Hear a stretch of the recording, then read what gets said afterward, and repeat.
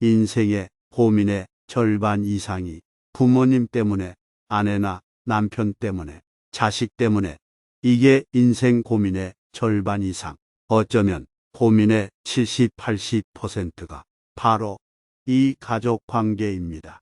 우리가 왜 가족 관계를 맺고 사는가? 더 자유롭고 더 행복하기 위해서. 그런데 행복은커녕 도리어 불행의 근원이 되기도 합니다. 중생은 원래 이렇게 살 수밖에 없는 것인가? 괴롭게 살 수밖에 없는 게 인생이 아니라 우리가 인간관계를 잘못 맺고 있기 때문에 인생이 괴로울 수밖에 없는 것입니다. 왜 잘못 맺고 있느냐? 그것은 인간관계의 올바른 원리, 법칙, 이치를 모르고 소위 무지해서 관계를 잘못 맺고 있는 것입니다. 사람의 마음에도 마음이 작용하는 법칙이 있습니다. 그 마음의 원리를 모르면 괴로움이 생깁니다. 전생의 죄도 아니고 사주팔자 때문도 아니고 하나님의 벌도 아니고 무지 때문입니다. 불교 용어로 보면 무명. 이것이 모든 고생의 근원입니다. 인간관계도 마찬가지. 사람과 사람이 관계를 맺을 때는 거기에 성질이 있고 법칙이 있어서 그 법칙을 알게 되면 내가 원하는 대로 관계를 맺어 갈 수 있게 됩니다. 관계를 나쁘게 하려면 나쁘게 다룰 수 있고 좋게 하려면 좋게 할 수도 있습니다. 그 법칙을 모르면 좋게 하려고 한 건데도 결과는 나빠지고 맙니다. 잘하려고 했는데 결과가 안 좋으니까 억울해지고 하늘을 원망하고 전생을 탓하고 팔자 타령을 하게 되는 것입니다. 그렇기에 부모님 때문에 괴롭다든지 남편으로 인해 인생살이가 괴롭다든지 자식 때문에 괴롭다든지 인간관계를 어떻게 설정할 것인가 하는 원리와 마음의 작용 원리 두 가지만 알면 그 문제는 스스로 해결할 수가 있습니다. 노인은 노인만의 성질을 가지고 있습니다. 그것은 바뀌지 않는다는 것입니다. 그러니 노인과 인간관계를 맺을 때는 바꾸려고 하면 내가 지치게 되는 것입니다. 내가 지치고 내 맘대로 안 되니까 화가 나고 그래서 부모님과 갈등이 생기는 것입니다. 그러니 될 수 있으면 노인에게는 맞춰주는 게 좋습니다. 노인의 성질은 바뀌지 않는 것이기 때문에 그것을 감안하고 인간관계를 맺어야 한다는 것입니다. 바뀔 것이라고 기대하면 결국 갈등이 생겨납니다. 그런데 여러분들은 종종 잘못된 생각을 합니다. 내가 노인을, 부모를 바꿀 수 있다고 착각하거나 내가 효자이고 싶어서 부모 말씀을 내가 다 들어야 된다고 오만을 부립니다. 부모님이 말할 때 그것이 맞다 틀리다 따지고 분별하는 마음을 버려야 합니다.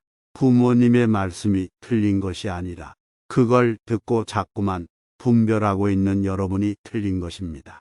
부부간의 관계는 서로 살아온 환경이 다르다는 것을, 그렇기에 똑같이 말을 해도 그 말이 서로에게 들리는 방식이 다릅니다. 예를 들어 아내가 남편을 생각해서 맛있는 저녁 식사를 잘 차려놓고 그동안 당신 수고했다고 위로도 좀 하고 하려 했는데 남편이 7시, 8시, 9시가 돼도 오지 않고 국을 2번, 3번, 4번 데웠다가 10시 되면 이제 화가 납니다. 그래도 화를 참고 들어왔을 때 저녁 챙겨 먹이려고 하면 밥 먹었다 합니다. 그럼 화가 치밀어 생각을 하게 됩니다. 이 인간은 안 돼. 그런데 이것을 남편이 아느냐 말입니다. 모른다는 겁니다. 그냥 내가 오늘 괜히 기분이 좋아가지고 맛있는 저녁 차리기를 시작한 겁니다. 내가 혼자 마음을 내가지고 한 일을 마치 남편과 다 약속해서 진행한 일로 생각을 해버립니다. 이것은 착각입니다. 남편도 마찬가지, 아내도 마찬가지입니다. 같이 살면 늘 그런 착각 속에 삽니다. 남이면 어휘를 정확하게 이야기하여 약속 시간을 잡는데 부모는 이것을 분명하게 잘 안 합니다.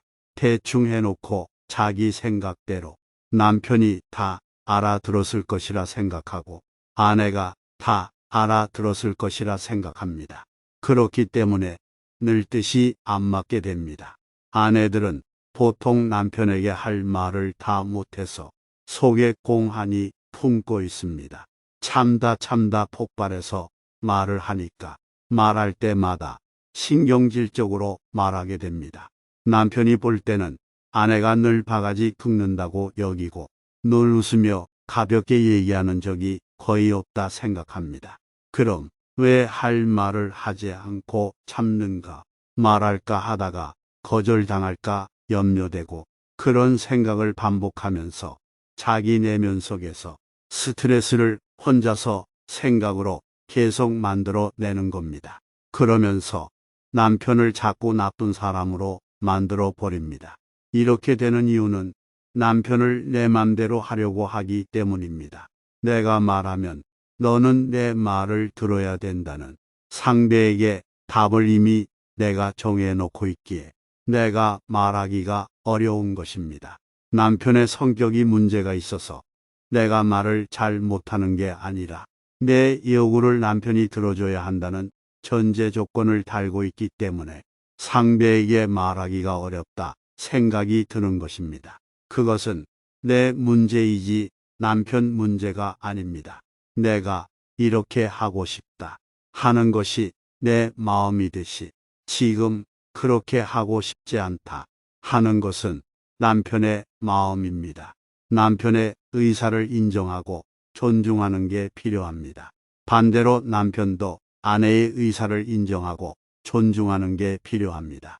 만약 내가 내 생각을 표현하는 것이 내 자유이듯 남편도 자기 생각을 표현하는 것이 자유라는 것 여러분들이 인정한다면 어떻게 되겠습니까?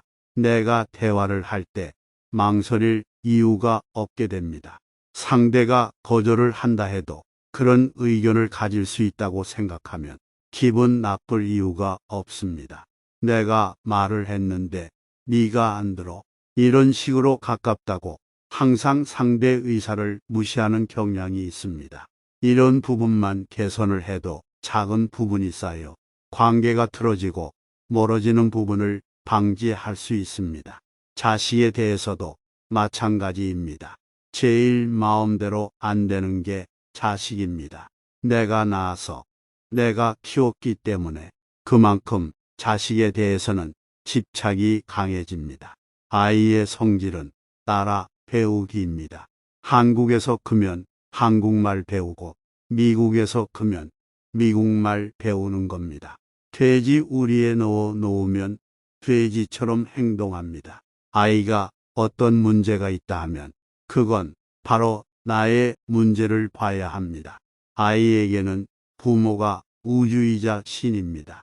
그런데 관계에 문제가 생기면 여기에서 심리적 불안, 불신이 생겨납니다. 아버지가 술 주정하면 나는 절대로 저렇게 안 돼야지 하지만 잘하면 자신도 술 주정합니다. 그것은 무의식 세계에 각인되어 있기 때문에 크면서 자연스럽게 따라가는 것입니다.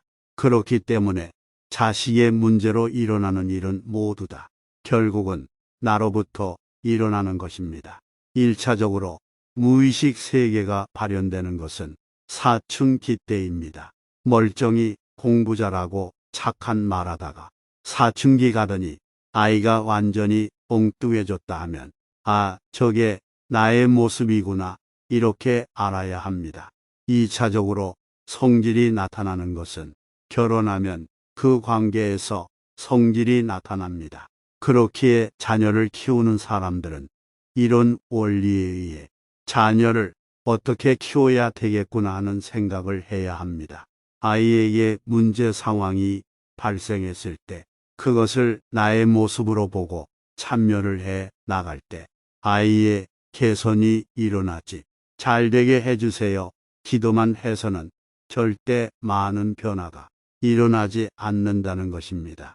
노인은 맞춰주고, 부부관계는 서로 다름을 인정하고 존중해주고, 자식은 어릴 때는 돌봐주고, 사춘기 때는 지켜봐주고, 성년이 되면 정을 끊어줘야 합니다. 인간관계의 이런 원리를 깨닫고 나 스스로가 달라지도록 노력해야 할 것입니다.